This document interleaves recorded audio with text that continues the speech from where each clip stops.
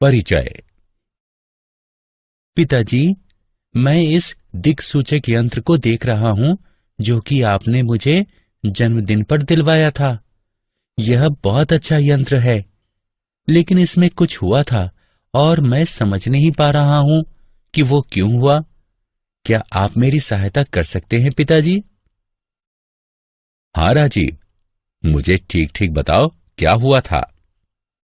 मैं इस दिक्सूचक यंत्र को अपने मित्र के घर ले गया था। वे अपने घर में विद्युत का कुछ काम करवा रहे थे। हम एक खुले तार के अत्यंत निकट दिक्सूचक यंत्र से खेल रहे थे। अचानक दिक्सूचक यंत्र की सुई अकारण ही विक्षेपित हो गई। जब हम तार से दूर हटे, यह अपने पहले वाले स्थान पर आ गई। ऐसा क्यों हुआ? ऐसा इसलिए हुआ क्योंकि विद्युत धारा चुंबक की भांति कार्य करती है और विद्युत प्रभाव उत्पन्न करती है। बच्चों, इस पाठ में हम चुंबकीय क्षेत्रों, विद्युत चुंबकीय क्षेत्रों, विद्युत मोटरों तथा विद्युत जनित्रों के बारे में जानेंगे। उद्देश्य।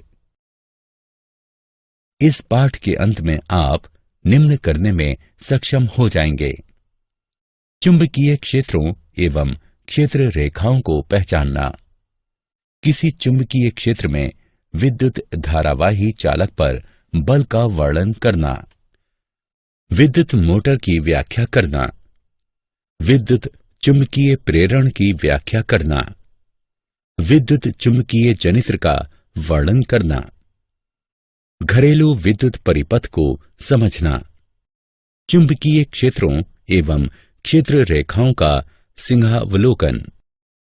कोई चुंबकीय क्षेत्र किसी विद्युत धारा तथा चुंबकीय सामग्री के चुंबकीय प्रभाव द्वारा उत्पन्न होता है। हमारे अपने ग्रह पृथ्वी का स्वयं का चुंबकीय क्षेत्र है, जो कि नौ संचालन के दौरान एक महत्वपूर्ण घटक होता है। चुंबकीय क्षेत्र का प्रयोग अनेक विद्युत उपकरणों जैसे ट्रांसफार्मर आदि में भी किया जाता है। चुंबकीय क्षेत्र रेखाओं की तुलना स्थिरांक उच्चत्व रेखाओं से ही की जा सकती है, जो कि मानचित्र पर देखी जा सकती हैं। चुंबकीय क्षेत्र रेखाएं चुंबकत्व की साधारण परिकल्पनाओं की सरल व्याख्या करने में सहायक होती हैं। इन्हें किसी सतह के माध्यम से क्षेत्र रेखाओं की संख्या के रूप में परिभाषित किया जा सकता है। इन्हें सरलता से किसी गणितीय संरूप में रूपांतरित किया जा सकता है। चुंबकीय क्षेत्र रेखाएं दृष्टिगत रूप से उत्तर ध्रुवीय प्रकाश में प्रदर्शित होती हैं, जहां पृथ्वी के चुंबकीय क्षेत्र की दिशा के साथ साथ देखी जा सकने वाली चमकीली रेखाएं उत्पन्न होती हैं। विद्युत धारावाही चालक। किसी धातु चालक में होकर गुजरने वाली विद्युत धारा अपने इर्द गिर्द चुंबकीय क्षेत्र उत्पन्न करती है। किसी चुंबकीय क्षेत्र में रखे हुए विद्युत धारावाही चालक का आवेश ऐसी दिशा में विलग्न की अनुभूति देता है जो कि विद्युत तथा चुंबकीय क्षेत्र पर लंबवत हों।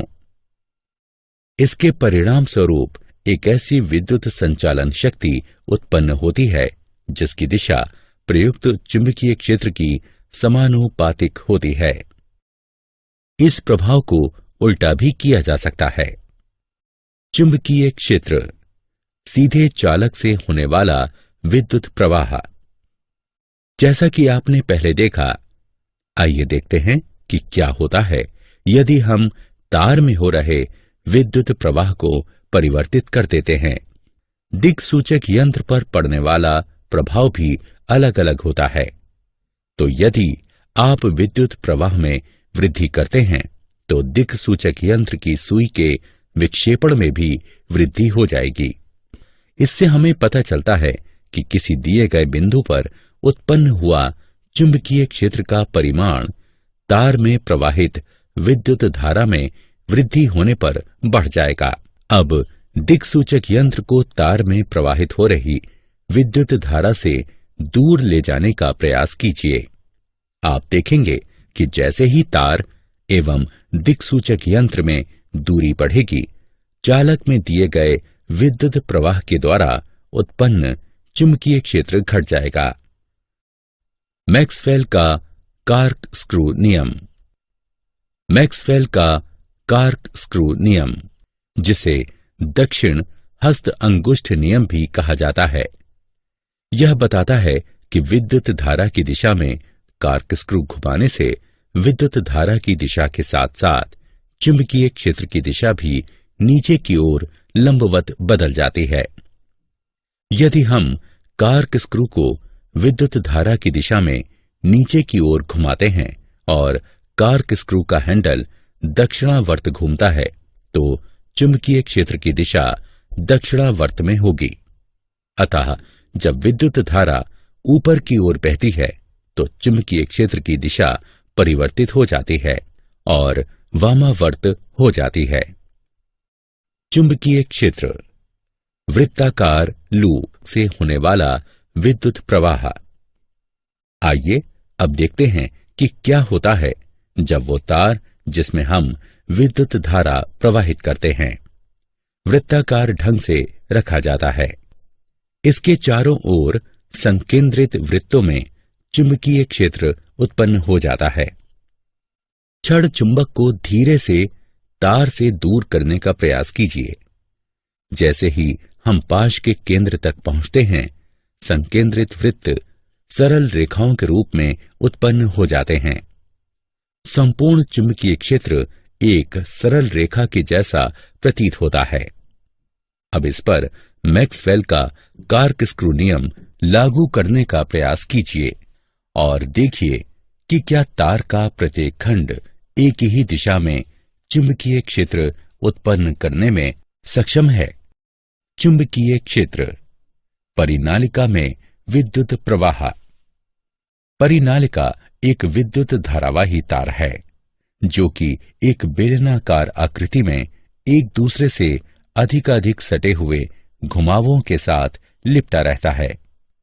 यह छड़ चुंबक के समान होती है। हर परिनालिका में एक उत्तर ध्रुव तथा एक दक्षिण ध्रुव होता है। किसी परिनालिका के भीतर उपस्थित चुंबकीय क्षेत्र रेखाएं सरल रेखाएं होती हैं और ये इंगित करती हैं कि किसी परिनालिका में सभी बिंदुओं पर चुंबकीय क्षेत्र समान होता है। परिनालिका का यह शक्तिशाली चुंबकीय क्षेत्र चुंबकीय सामग्री को आकर्षित करता है। इस प्रकार का चुंबक विद्युत चुंबक कहलाता है। विद्युत धारावाही चालक का बल। हम देख चुके हैं कि किसी चालक से होकर बहने वाली विद्युत धारा चुंबकीय क्षेत्र निर्मित करती है। इस प्रकार निर्मित चुंबकीय क्षेत्र चालक के निकट रखे गए छड़ चुंबक पर बल लगाता है। फ्रांसीसी वैज्ञानिक आंद्रे मैरी एम्पियर ने यह पता लगाया कि छड़ चुंबक भी चालक पर विपरीत एवं समान बल लगाती है। फ्लेमिंग का वाम हस्त नियम। फ्लेमिंग का वाम हस्त नियम 3 दिशाओं का प्रतिनिधित्व करने वाला स्मारक है। आपको अपने बाएं हाथ के अंगूठे, तर्जनी और मध्यमा को फैलाना है। हर उंगली अलग दिशा की ओर संकेत करती है। तर्जनी चुंबकीय क्षेत्र की दिशा में संकेत करती है। मध्यमा विद्युत धारा की दिशा में संकेत करती है। अंगूठा गति की दिशा में संकेत करता है। इसे फ्लेमिंग का वाम हस्त नियम कहते हैं। उदाहरणों में वूफर, सबवूफर, विद्युत प्रवर्तक आदि सम्मिलित हैं। विद्युत मोटर। विद्युत मोटर एक विद्युत यांत्रिक उपकरण है। यह विद्युत ऊर्जा को यांत्रिक ऊर्जा में परिवर्तित करता है। आइए देखते हैं कि विद्युत मोटर कैसे कार्य करता है। मोटर गति उत्पन्न करने के लिए चुंबकों का प्रयोग करता है। विद्युत मोटर के भीतर चुंबक का आकर्षित करने वाला बल तथा प्रतिरोधी बल मिलकर घूर्णन गति उत्पन्न करते हैं। पंखे, ब्लोअर, पंप, डिस्क ड्राइव इत्यादि विद्युत मोटर के कुछ उदाहरण हैं। वैद्युत चुंबकीय प्रेरण। चुंबकीय क्षेत्र से होकर गति करने वाले किसी चालक द्वारा किया गया विद्युत उत्पादन वैद्युत चुंबकीय प्रेरण कहलाता है। उदाहरण के तौर पर जनेत्र, विद्युत परिवर्तक, प्रेरण मोटर, विद्युत मोटर, तुल्यकालिक मोटर और परिनालिकाएं आदि वैद्युत चुंबकीय प्रेरण का उपयोग करते हैं। माइकल फैराडे एक अंग्रेज वैज्ञानिक, रसायन शास्त्री, भौतिक विज्ञानी तथा दार्शनिक थे, जिन्होंने चुंबकीय क्षेत्र, वैद्युत चुंबकीय प्रेरण, प्रतिचुंबकीयता तथा वैद्युत अपघटन की खोज की। उनके प्रयोगों में चुंबक को गति कराकर विद्युत उत्पादन करना भी सम्मिलित है। आइए अब तारों की एक कुंडली के भीतर एवं बाहर एक छड़ चुंबक लगाने का प्रयास करें। आप देखेंगे कि तार विद्युत उत्पादित करने लगते हैं। इसे वैद्युत चुंबकीय प्रेरण कहते हैं। विद्युत जनित्र। विद्युत जनित्र यांत्रिक ऊर्जा को विद्युत ऊर्जा में परिवर्तित करता है। यह विद्युत आवेश को एक बाह्य विद्युत परिपथ के द्वारा बहने के लिए बाध्य करता है। इसके उदाहरणों में जल पंप सम्मिलित है, जो जल को बहाता है पर जल उत्पन्न नहीं करता।